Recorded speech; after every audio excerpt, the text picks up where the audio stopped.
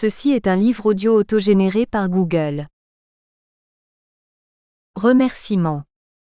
Merci aux nombreux universitaires de l'Europe byzantine avec lesquels je suis en contact depuis longtemps déjà, dans le cadre d'échanges toujours très enrichissants qui ne sont pas étrangers aux idées qui sont exposées ici. Merci aussi à mes amis Nicole Attia, Claude Berthaumieux, André Boyer, Antoine Brunet, Laurent Estaki, Alain Garrigou, Éric Guichard, Jean-Pierre Mockers, Alexei Portansky, Xavier Richet et plus particulièrement Olivier Everard de Velp et Paul Comte. Introduction.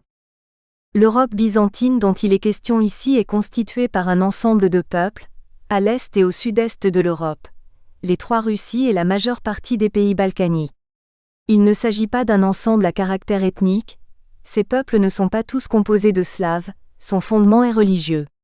Ce sont les peuples d'Europe de tradition chrétienne orthodoxe, héritage de Byzance-Constantinople, quand bien même les pratiques religieuses n'y seraient plus que résiduelles, quand bien même certaines régions seraient-elles durablement marquées par la religion musulmane, un résultat de leur passé ottoman. L'Europe dans son ensemble est ici entendue comme le territoire du continent eurasiatique occupé par les peuples ayant un triple héritage grec, latin et chrétien, un patrimoine ayant puissamment contribué à façonner leurs identités respectives. Elle s'est constituée progressivement sur la base de deux pôles nés de la décomposition de l'Empire romain, Rome et Constantinople, l'Église romaine et l'Église byzantine, puis orthodoxe. Une frontière invisible s'est établie durablement en son sein qui sépare les pays relevant de ces deux héritages. D'un point de vue anthropologique, le substrat religieux semble avoir davantage d'importance pour les comportements, les mentalités et les sentiments d'appartenance que celui de la langue. Ce qui est appelé ici le long XIXe siècle est la période qui va de 1796, année de la mort de Catherine II et du début du règne de Paul Ier en Russie, à la Première Guerre mondiale. Il y a un avant et un après relatif à cette période. La réflexion proposée dans cet ouvrage s'inscrit dans une trilogie relative à l'Europe byzantine, dont il constitue le deuxième opus. Le premier volume de cette trilogie, L'émergence de l'Empire russe, décrit le long processus du divorce des églises romaines et byzantines dans le contexte du déclin puis de la disparition de l'Empire byzantin, et surtout la naissance et le développement du monde russe, qui font de Moscou la troisième Rome après la chute de Constantinople. Avant cela, il y eut la Rousse de Kiev, puis la montée en puissance de la Moscovie à l'époque de la domination des peuples turco-mongols, le joug tatar. L'affranchissement par rapport à ce dernier permet à la Russie d'être une puissance de plus en plus conquérante. Les règnes de Pierre Ier et de Catherine II font du XVIIIe siècle une sorte d'aboutissement. Sur le plan intérieur, le monde paysan russe est désormais marqué par l'esclavage. Sur le plan extérieur, l'obtention d'accès maritime à la mer Baltique et à la mer Noire, ainsi que la disparition de la Pologne en tant qu'État, avec le concours du monde germanique, consacre le statut de grande puissance de ce qui est désormais l'Empire russe. L'arrimage à l'Europe, via Saint-Pétersbourg et Odessa, va obliger cet empire à se moderniser et à mettre en œuvre des réformes décisives. La majeure partie de l'héritage byzantin de l'Europe qu'il constitue va pouvoir alors contribuer au réveil de cette autre partie qu'est la péninsule des Balkans. Cela heurtera de plein fouet les projets de l'impérialisme pangermaniste, qui déclenchera alors le cataclysme, marquant le début du déclin de l'Europe. Le troisième opus aura alors pour objet de situer le devenir des trois Russies, ainsi que celui de l'Europe byzantine dans son ensemble, dans le cadre de ce déclin plus que jamais d'actualité au XXIe siècle. Mais pourquoi donc s'intéresser à de vieilles histoires ? Tout simplement parce qu'on s'intéresse au présent. On veut comprendre les événements d'aujourd'hui et surtout, disposer d'analyses permettant d'éclairer les réponses données à certaines questions, ou d'en formuler de nouvelles. Des questions relatives, certes au devenir de l'Europe byzantine, mais aussi à celui de l'Europe tout entière. L'intégration des Balkans au sein de l'Union européenne, est-ce bien raisonnable ? L'idée implicite, de ceux qui furent les principaux initiateurs de l'extension à l'est de cette union, après l'écroulement du système soviétique qui consistait à dissocier l'Ukraine et la Russie, l'Ukraine aurait vocation à entrer à long terme dans l'Union européenne au contraire de la Russie jugée trop grande et trop asiatique, n'était-elle pas une reprise sous une autre forme d'un vieux rêve pangermaniste ? La crise d'aujourd'hui entre l'Ukraine et la Russie, avec l'annexion de la Crimée par cette dernière, n'a-t-elle pas des racines très anciennes? L'idée d'une fédération unissant les peuples balkaniques et prenant la place de ce qui fut la poudrière des Balkans, a-t-elle un avenir? Ces pays vont-ils constituer le cheval de Troie de la pénétration chinoise en Europe? La Chine constitue-t-elle une menace pour les territoires asiatiques de la Russie? Pourquoi donc l'Union européenne est-elle depuis longtemps en négociation avec le gouvernement de la Turquie, alors que le peuple turc n'a aucun des héritages caractérisant les peuples européens? Etc. Les questions relatives au devenir de l'Europe byzantine ne manquent pas, d'autant plus que les relations Russie-UE sont devenues difficiles au cours du début du troisième millénaire. Ces questions concernent l'ensemble des pays européens ainsi que les relations qu'ils entretiennent avec le reste du monde, notamment les États-Unis et la Chine. L'approche proposée est celle d'une histoire économique, politique, géopolitique et religieuse. La religion et au-delà, les croyances jouent un rôle majeur dans la dynamique des sociétés. Dans l'émergence de l'Empire russe, a été soulignée l'importance de la relation entre le pouvoir temporel, le niveau du politique, et le pouvoir spirituel, le niveau du religieux, assujettissement du second au premier, cas de la Russie, ou bien indépendance mutuelle de l'un et de l'autre comme en Occident? C'est précisément cette indépendance, s'exprimant par le pouvoir supranational du pape et le réseau des monastères lui aussi supranational, qui contribua largement au décollage économique de l'Occident au cours du Moyen Âge. À l'Est, la forme du pouvoir politique dans le monde russe est inséparable de la tradition religieuse orthodoxe de celui-ci. Contrairement à des opinions très largement répandues, l'Europe byzantine suivit au cours de l'histoire un itinéraire, ou plutôt des itinéraires, car il y a lieu de distinguer les trois Russies et les Balkans, sensiblement différents de celui de l'Europe occidentale.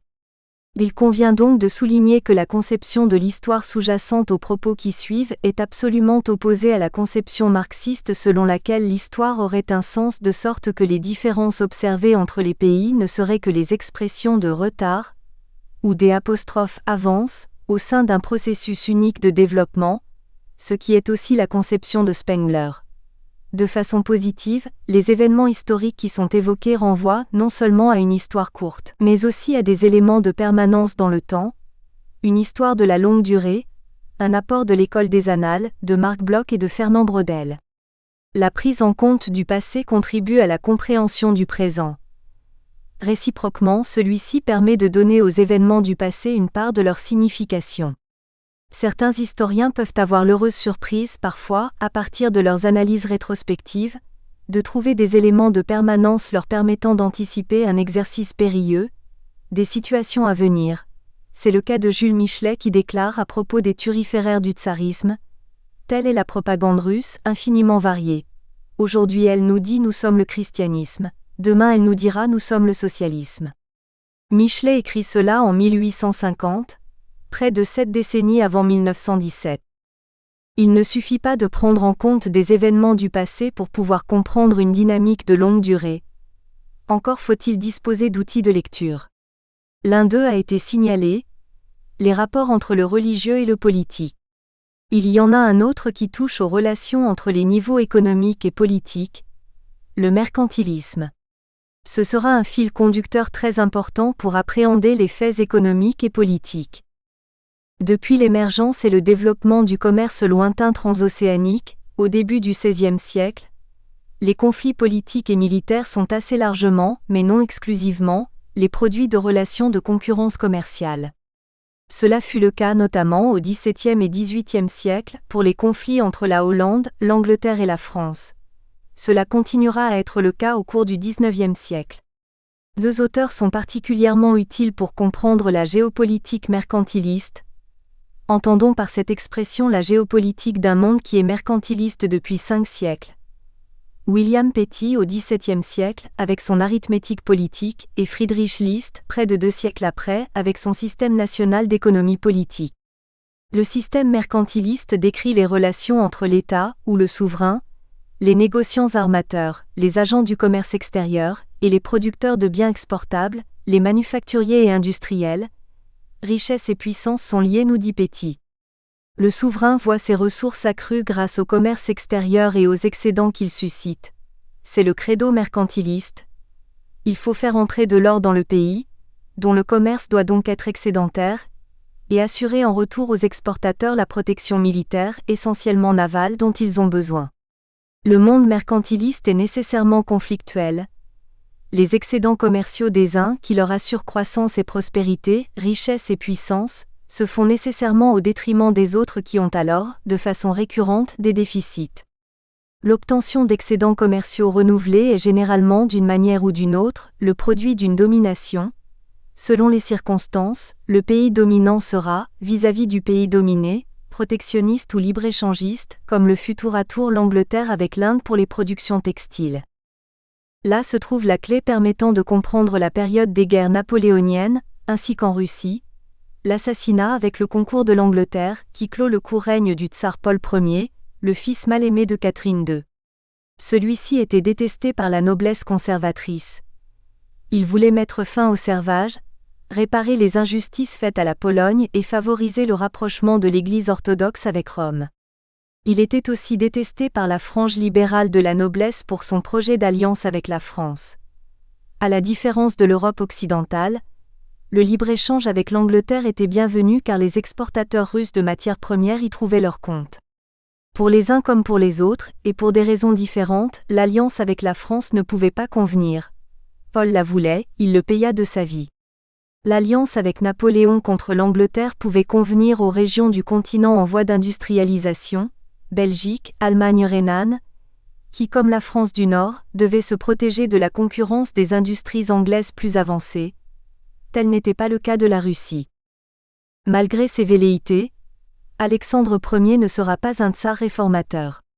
Sa victoire sur Napoléon marquera une accentuation d'une politique de plus en plus réactionnaire illustrée à l'extérieur par la Sainte Alliance, et à l'intérieur de la Russie par les colonies militaires. Le règne de son frère Nicolas Ier sera lui aussi marqué par le conservatisme. Alors que la puissance russe est ascendante, celle de l'Empire ottoman est, au contraire, déclinante. Les conditions sont donc de plus en plus favorables pour une émancipation des peuples balkaniques de la tutelle ottomane. Depuis la fin de l'Empire byzantin, les peuples de cette région ont eu une évolution assez originale. L'organisation du monde rural présente une certaine continuité par rapport au système byzantin, avec néanmoins une différence importante. Les fiefs ne sont pas héréditaires et dépendent du bon vouloir du sultan. Alors que l'esclavage n'existe pas, ou n'est que résiduel, dans les campagnes, le fonctionnement de l'État est fondé non pas sur une noblesse qui n'existe pas, mais sur des esclaves qui ont la possibilité d'accéder aux plus hautes fonctions, une singularité très étonnante.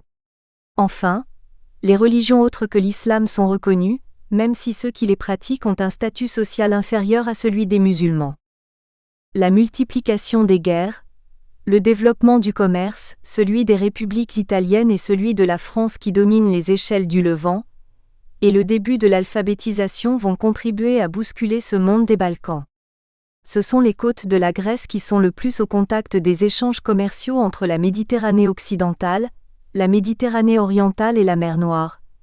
C'est donc dans cette région que la fermentation des idées sera la plus intense. Après de très durs affrontements militaires, le royaume de Grèce verra le jour avec l'aide des trois grandes puissances de l'époque, la Russie, la France et le Royaume-Uni. C'est le début du réveil des Balkans, cette région qui constitue aussi une part de l'héritage byzantin de l'Europe. Cette aide apportée à la Grèce ne faisait pas pour autant de la Russie de Nicolas Ier la championne de la libération des peuples. La révolution de 1830 à 1831 en Pologne allait en donner la preuve. La répression sera dure comme elle le sera aussi 30 ans plus tard sous Alexandre II pour réprimer de nouveaux troubles. Le contentieux entre la Pologne et la Russie se poursuivra au cours du XXe siècle. Pourquoi un tel antagonisme ? Il y a certes le substrat religieux, mais il y a plus profond que cela ainsi que le souligne Emmanuel Todd. Les systèmes familiaux stables dans le temps, et qui parce qu'ils sont différents transmettent des valeurs qui elles aussi sont différentes. La famille nucléaire de la Pologne transmet des valeurs de liberté alors que la famille souche du monde germanique voisin et la famille communautaire russe transmettent des valeurs d'autorité. Au sein de l'Empire russe, après l'immobilisme des frères Alexandre Ier et Nicolas Ier, va succéder un tsar qui osera s'attaquer au problème du servage, une façon pudique de désigner l'esclavage, Alexandre II. La question des paysans et du monde rural occupait déjà, dans le courant du XIXe siècle, une place centrale dans les débats entre les intellectuels russes, particulièrement ceux qui étaient en exil, Herzen, Bakounine, etc., et qui se laissaient aller à rêver à une révolution, des rêves très différents les uns des autres. Grâce aux analyses de Axthausen puis de Michelet, l'Occident va découvrir le rôle singulier et important joué par le Mir Obchina, cette communauté paysanne d'esclaves opérant des redistributions de terres. Pour les révolutionnaires, le Mir peut constituer un élément positif à conserver ou à transformer pour l'établissement d'une société meilleure, ou bien au contraire, un instrument d'asservissement, un boulet insupportable dont il faut se défaire. Pour les réformateurs qui veulent transformer la société russe, notamment ses paysans et son agriculture, dans le sens de ce qui se fait en Europe occidentale, en France ou en Allemagne, des pays dans lesquels l'exploitation agricole familiale constitue le modèle le plus répandu, le Mir est un obstacle. Les attentats et assassinats politiques, en particulier celui d'Alexandre II, ralentirent le rythme des réformes. Il fallait mener de front des réformes politiques, dans le but de transformer le régime en une monarchie constitutionnelle, et opérer la grande réforme économique et sociale concernant le monde rural. Or, les actions terroristes conduisaient à des durcissements des gouvernements successifs et donc à des pauses dans la mise en place des réformes. Malgré cela, et malgré la mauvaise volonté d'un tsar comme Nicolas II à œuvrer dans cette voie de progrès, quelques ministres intelligents, Witt et Stolypine principalement, purent opérer des changements considérables de sorte qu'à la veille de la Grande Guerre, une part appréciable de l'agriculture russe était assumée par des exploitations familiales, en dehors du Mir, semblables aux exploitations d'Europe occidentale. Ce n'était sans doute pas suffisant pour que la société russe puisse résister à la tourmente révolutionnaire consécutive à la guerre. Elle l'eût probablement pu s'il n'y avait pas eu, au cours des décennies d'avant, cette conjonction de faits des milieux conservateurs opposés aux réformes politiques, d'une part, et d'une fraction de la bourgeoisie et de la noblesse en manque de responsabilité politique, du fait de l'absence de réformes, s'adonnant alors au romantisme du terrorisme révolutionnaire, d'autre part. Le conservatisme s'exprimera à l'occasion, en politique étrangère, par le mot de Plervé, un chaud partisan d'un conflit avec le Japon. Il nous faudrait une petite guerre victorieuse. Orientée principalement vers l'Europe et les Balkans, la politique russe a une dimension asiatique. L'Empire profite opportunément des actions des impérialismes anglais et français en Chine. Le traité d'Egun et la Convention de Pékin 1860 lui permettent d'étendre sa souveraineté sur les territoires de la rive nord de l'Amour et sur ceux situés à l'est de l'Ussuri.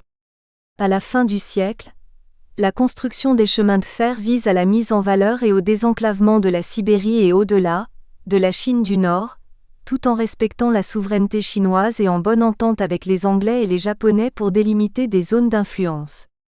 Cette stratégie pacifique fut mise à mal par Nicolas II qui voulait en découdre avec le Japon. Le résultat fut une catastrophe militaire, un facteur d'affaiblissement au moment même où les dangers se précisaient dans les Balkans. C'était cette région des Balkans qui avait retenu particulièrement l'attention d'Alexandre II, puis de ses successeurs pour leur politique européenne. Il y eut tout d'abord la guerre contre l'Empire ottoman déclenchée sous le règne de Nicolas Ier en 1853. Malheureusement pour Saint-Pétersbourg, les succès de la Russie incitèrent alors les puissances occidentales, France et Angleterre, à soutenir la Porte. Leurs intérêts financiers étant très importants en Turquie, il était primordial pour elles d'éviter un effondrement de ce pays. Par ailleurs, et pour des raisons géopolitiques différentes, l'une et l'autre avaient intérêt à ménager Constantinople. L'Angleterre parce que la puissance ottomane constituait un contrepoids à la menace russe concernant l'Inde, la France à cause de ses projets en Égypte, principalement celui du canal de Suez. Il y avait, à cause de l'Asie, c'était l'époque du grand jeu, beaucoup de méfiance réciproque entre les dirigeants des empires russes et britanniques. Une tentative de rapprochement avec la France va alors être faite. Elle capotera à cause de l'émotion suscitée en France par la répression de 1863 en Pologne. Cherchant un allié à l'ouest, Alexandre II trouvera alors la Prusse. Une très bonne affaire pour elle, qui bénéficiera de la neutralité russe pour ses guerres contre l'Autriche en 1866 et contre la France en 1870, lui permettant de créer ainsi la nouvelle puissance hégémonique de l'Europe continentale, l'Empire allemand sous la direction de Bismarck. Celui-ci organise l'Europe autour d'un grand nombre de traités destinés à isoler la France. Toutefois, après la guerre victorieuse de la Russie contre l'Empire ottoman de 1877, le triomphe slave, sanctionné par le traité de San Stefano, est quasiment annulé par la conférence de Berlin convoquée à l'initiative de Bismarck. Une sérieuse déconvenue pour Saint-Pétersbourg. Une décennie après, s'étant débarrassé de Bismarck, le nouvel empereur Guillaume II ne renouvelle pas le traité de réassurance avec l'Empire russe. La voie est désormais libre pour la conclusion de l'alliance franco-russe, un tournant d'une grande importance. La politique russe, dans les Balkans, est gênée par leur division qui se manifeste notamment par l'abcès de fixation qu'est la Macédoine et la rivalité entre la Bulgarie et la Serbie. Celle-ci, sous la direction de Pierre Ier, porte un projet, être le Piémont des Balkans, opposé non seulement à celui de l'Empire austro-hongrois d'extension vers le sud, mais aussi, plus largement, à celui de l'Allemagne et du pangermanisme. L'annexion de la Bosnie par l'Autriche, en 1908, engendre alors une sérieuse crise européenne, une préfiguration du cataclysme à venir. L'avènement de l'Allemagne, en tant que puissance hégémonique en Europe continentale, s'y accompagne d'une évolution des idées politiques, notamment de la croyance en l'inégalité des hommes et des peuples illustrée par l'essor des ligues völkisches. Peu à peu, prend forme la volonté pangermaniste d'assurer à l'Allemagne une hégémonie mondiale, en lieu et place de l'Angleterre. Dans cette perspective géopolitique, l'Europe byzantine constitue un double obstacle. Il y a l'Empire russe, dont la puissance doit être cassée, et il y a les Balkans dont le contrôle est indispensable pour la continuité territoriale permettant l'accès des empires centraux aux mers chaudes, Méditerranée et Océan Indien. Telle est une part de la signification du BBB, le chemin de fer Berlin-Byzance-Bagdad. Les guerres balkaniques de 1912 et 1913, avec leur conclusion du traité de Bucarest, constituent des événements intolérables pour le pangermanisme. D'une part, c'est un grand succès des peuples slaves et latins mettant indirectement en danger l'existence même de l'Empire austro-hongrois. D'autre part, il y a désormais une continuité territoriale, de la Méditerranée à la mer Baltique, des peuples favorables à l'entente, Monténégro, Serbie, Roumanie, Russie, de sorte que la route de Bagdad peut être coupée. La guerre, envisagée dès 1912 par les responsables allemands, est devenue pour eux une obligation ainsi que la montre l'historien allemand Fritz Fischer. Sarajevo ne fut qu'un prétexte. Le contrôle de l'Europe byzantine constituait bien le but essentiel de l'agression germanique. Il fallait au préalable abattre la France en quelques semaines, en espérant la neutralité du Royaume-Uni.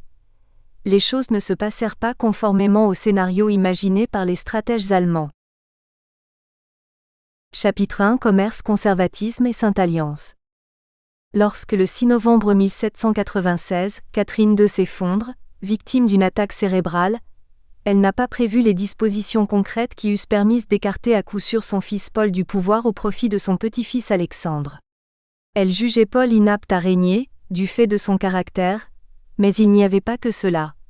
Elle connaissait ses idées et ne voulait pas que celles-ci soient mises en œuvre. Paul, qui connaissait les intentions de sa mère, s'empressa de brûler tous les papiers pouvant être gênants pour lui et se fit couronner. La pratique politique qu'il commença à développer ne pouvait convenir aux couches dirigeantes de la Russie d'alors. Il le paya de sa vie. C'est qu'en effet, le parti de l'Angleterre fut le plus fort déjà. Alexandre avait certains points de ressemblance avec sa grand-mère dont par ailleurs, il était loin d'avoir les qualités intellectuelles. Grandes idées généreuses mais conservatisme pratique, une tendance à satisfaire les exigences de la noblesse et des milieux liés au commerce extérieur. Adversaire de Napoléon, dont il fut grâce à Koutouzov, vainqueur, il put ainsi se présenter comme le sauveur de l'Europe et de l'ordre moral et être le principal promoteur de la Sainte Alliance. En fin de compte, le règne d'Alexandre fut celui du conservatisme, à l'intérieur comme à l'extérieur. Le règne de son frère Nicolas fut du même acabit comme cela fut souligné par l'épisode des décembristes. La Russie devra attendre l'électrochoc de la guerre de Crimée et un nouveau tsar pour entrer enfin dans l'ère des réformes. Le court règne de Paul Ier, 1796 à 1801, l'alliance russo-française assassinée. Le règne de Paul Ier, novembre 1796 au 23 mars 1801, bien que très court, illustre les relations compliquées de la Russie avec la France et l'Angleterre, dont la prise en compte est indispensable pour situer les relations avec la Porte ou bien avec le peuple polonais. Un traité d'alliance avec l'Angleterre prévoyant l'apport contre une grosse somme d'argent, d'une armée de 65 000 hommes, négocié par l'ambassadeur anglais Charles Whitworth, devait être signé au moment de la mort de Catherine. Paul refuse de signer, pas par amour de la France, dont la Révolution le révulse, mais parce qu'il est hostile à la guerre. Ce n'est qu'en juin 1798 que Paul, qui était devenu le grand maître de l'ordre des chevaliers de Saint-Jean de Jérusalem, l'ordre de Malte, un ordre catholique, à la suite de l'occupation de l'île de Malte par les troupes françaises en route vers l'Égypte, consent à faire participer son pays, avec l'Angleterre, l'Autriche, l'Empire ottoman, à la deuxième coalition contre la France révolutionnaire. Il envoie en conséquence des armées en Italie et aux Pays-Bas autrichiens, alors que la flotte de l'amiral Outchakov passe les détroits et rétablit la souveraineté de la Turquie sur les îles Ioniennes en 1799. Après des succès militaires austro-russes, en Italie et en Suisse, viennent les revers, notamment ceux face au général Brune en Hollande ou bien celui de Souvorov, à Zurich, face à Masséna, septembre 1799. Estimant que les alliés anglais et autrichiens n'ont pas été à la hauteur de leurs engagements, Paul se retire alors de la coalition en 1800 et rejoint ainsi les neutres, Suède, Danemark, Prusse, la Ligue du Nord. En réalité, il va même plus loin, il bascule en faveur de la France car il considère que la Révolution y est terminée. Je suis plein de respect pour le premier consul et ses talents militaires. Il agit et c'est un homme avec lequel on peut être en affaire, dit-il, convaincu désormais que l'Angleterre est l'ennemi de la Russie. Comme le remarque M. Heller, la prise de Malte par les Anglais, qui l'enlève aux Français, accélère le processus de rapprochement entre Paul et Bonaparte. À la fin de décembre 1800, Paul reçoit une lettre du premier consul de France, lui proposant une alliance. Paul accepte aussitôt, le 2 janvier 1801. En fait, dès le 1er octobre 1800, le comte Rostopchine, vice-chancelier, avait proposé au tsar une politique nouvelle. Alliance avec la France, l'Autriche et la Prusse, neutralité armée et méfiante avec l'Angleterre, partage de la Turquie, annexion de la Moldavie, de la Roumanie, de la Bulgarie et de Constantinople. Enfin, le plan comportait des compensations pour les alliés. L'Égypte à la France, le Hanovre à la Prusse, la Bosnie, la Serbie et la Valachie à l'Autriche. Paul approuve sans réserve et dans les jours qui suivent, les bateaux anglais de commerce sont saisis et leurs équipages, plus de 1000 personnes, mis en résidence surveillée. De plus, en gage de ses bonnes dispositions envers la France, il invite les émigrés français à quitter la Russie dès janvier 1801, notamment le comte de Lille, le futur Louis XVIII. Il prend des dispositions pour un affrontement avec l'Angleterre, avec le départ en février 1801 d'une armée de Cosaques du Don chargée d'aller faire la guerre aux Anglais en Inde. Il veut que le commerce entre ce pays et Europe passe désormais par la Russie, ce qui constitue la reprise du projet indien de Catherine II et Zouboff. Tout cela ne se fera pas. Dans la nuit du 23 au 24 mars 1801, le tsar Paul meurt, assassiné. Mais qu'avait-il donc fait pour que son entourage en arrive à commettre un tel forfait ? Il faut revenir en arrière, au début de son règne et à la politique de sa mère qui pourrait se résumer ainsi. Tout pour la noblesse, maintien et aggravation de l'esclavage, guerre, disparition de la Pologne, despotisme tyrannique. Paul sait très bien que sa mère a trempé dans l'assassinat de celui qu'il considère, en dépit des rumeurs comme son père, Pierre III. Il prend le contre-pied de la politique de Catherine, mise au pas de la noblesse, mesures visant à améliorer la situation des paysans, refus de la guerre, désapprobation concernant le sort réservé à la Pologne, réparation des injustices faites et libération de prisonniers, notamment de Kosciuszko. Ce programme, qu'il met en application au moins partiellement, ne plaît évidemment pas à la noblesse conservatrice, attachée qu'elle est au maintien du servage. Elle ne manque pas de tourner en dérision ce tsar à qui elle... Nous espérons que vous avez apprécié cet aperçu. Pour continuer à écouter ce livre audio sur Google Play Livres, utilisez le lien dans la description de la vidéo.